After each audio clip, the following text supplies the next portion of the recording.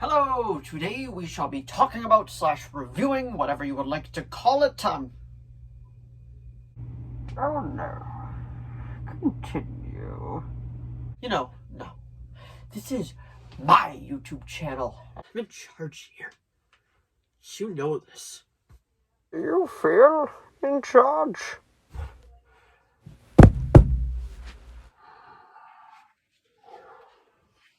Hello! Today we shall be talking about / reviewing, whatever you would like to call it, The Dark Knight Rises, the ending to the Christopher Nolan trilogy. We'll go through all the pros of this movie, we'll go through all the cons of this movie, and if I thought it was a good, fitting ending to the Dark Knight trilogy. And it's very rare that they actually have the middle part of a franchise actually be named what the franchise is, because it could have been called the Batman Begins franchise, but no, this was called, or trilogy, this was called the Dark Knight trilogy. So anyway, without further ado, shall we begin?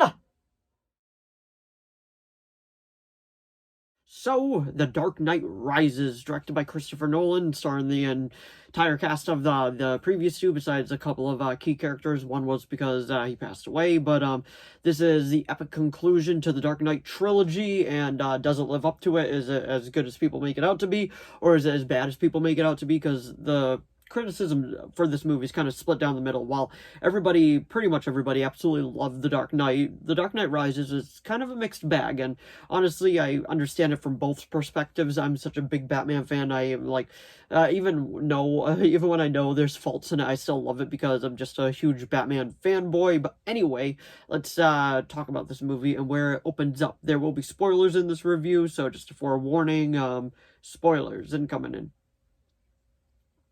Alrighty then. We're gonna go through all the positives I like about this movie. First is, the first one is obviously Tom Hardy as Bane. Oh yes, the fire rises, brother.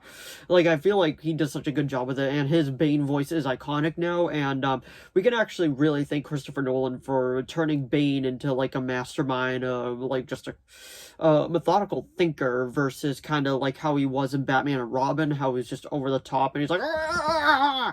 Like, that was pretty much Bane's role in Batman and Robin, but this one, he turns out to be the mastermind. Well, kinda. That's gonna be under the negatives, because I feel like, the positives is definitely, Bane in this.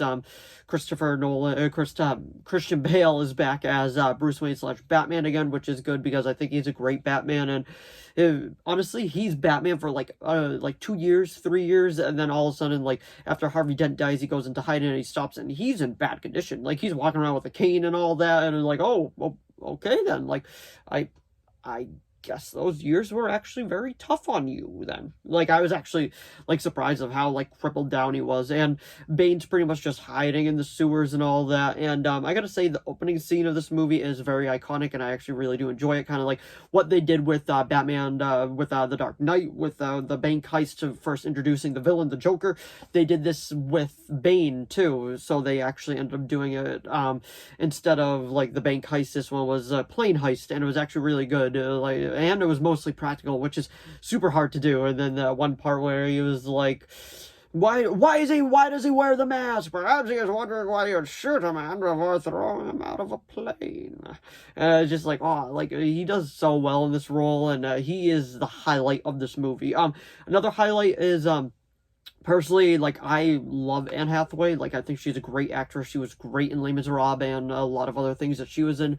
But I don't know why, but she never struck me as Catwoman in this. I like her in this movie. She just isn't, like, she doesn't strike me as Catwoman whatsoever with this. And I feel like that's okay, because her character was supposed to be very, like, it was supposed to be, like, very split down the middle. Like, I'm not really sure, like, how I feel about her character, but Anne Hathaway I love, and I absolutely, like, anything she's in, I'll watch, because I'm such a big fan of her. But honestly, like, I feel like it just, I don't know, she just never struck me as Catwoman. If she did to you or didn't, let me know down in the comments below, because I am kind of curious, because personally, like, she just never struck me as Catwoman. But another thing that I really enjoy about this movie is that Gary Oldman is back as Commissioner James Gordon, and I feel like that is just so well done, and boy, does he get through a lot in this movie. He's literally in the hospital bed after he goes down to the sewers and escapes, and Bane is just like, well, follow him. And then it's just, like, it is just so cool to see Gary Oldman as Commissioner Gordon, because he is literally the embodiment of the character. Like, I feel like no other actor will be able to top what he did. I am looking forward to Jeffrey Wright's version of Commissioner Gordon, but no way, no how, like, you can outdo Gary Oldman, because Gary Oldman is just, like, just top notch. He is so good in this. And pretty much what they end up doing is adapting the story, No Man's Land. That's pretty much what happens after he has this big fight with Batman. You just made a severe mistake. Not as severe as yours. And then they have that big fight, and honestly, that Batman versus Bane fight is just, it's awesome. It's so good. Like, how they're going back and forth, and Bane is just running his mouth the entire time, and it is such a good fight, and the way that he breaks the Batman back. Now, when they broke his back, I kind of wish they did more of a comic panel, like when he broke it, like the camera zoomed in, and you could hear, like, the crunch a bit louder, and Bane just being like, yep, that's what happens, the fire rises. And I just kind of wish they did a bit more of that, but I understand, because Christopher Nolan does try to make it, like, super realistic and all that. And so pretty much he breaks his back. He throws him in, like, the pit while they all scream hishi hishi asa asa when he has to rise and all that. Now, that's one part of the movie I feel like could have been trimmed down a little bit, because this is a relatively long movie, but I feel like it earns its longevity because it is the grand finale of this trilogy. And I just feel like that scene could have been trimmed down a little bit. And Bane's 5-month plan is just lines up perfectly for him to heal and come back. I'm just like, oh, okay, that kind of just times out. That times out perfectly, doesn't it? And, like, it is what it is, because it is comic book, so you do have to kind of remove some sort of logic, but it's still, like, so much fun to watch. And so pretty much he creates No Man's Land. Scarecrow has his little cameo in this again as a judge. He opens up Blackgate. He's like, behind you stands a symbol of oppression, Blackgate prison. And he pretty much just lets them all go. And that one scene where he's just running his mouth and he's pretty much releasing all the criminals and all that, and, like, it is top notch. It is so good, and I really enjoy it, and I get goosebumps whenever I watch it and that scene's happening. And now, one of my biggest complaints with this movie is coming up. Actually, I have two of them. I think her name was Tate in this, like, they introduce her and all that, and honestly, she is just tacked on at the end to be the Ra's al Ghul's daughter, and it's pretty much just like Bane ends up being just another henchman, where he should have been the main villain, and Talia al Ghul ended up being the main villain, and then she just dies in that. I was like, oh, okay, like, she just, the way that she, like, quivered and died, I was like, oh, okay. And pretty much James Gordon gets the I do like this part, the one part where Bruce is like, perhaps the simplest thing is putting a coat over a child to let him know everything will be okay, and he's like, Bruce Wayne.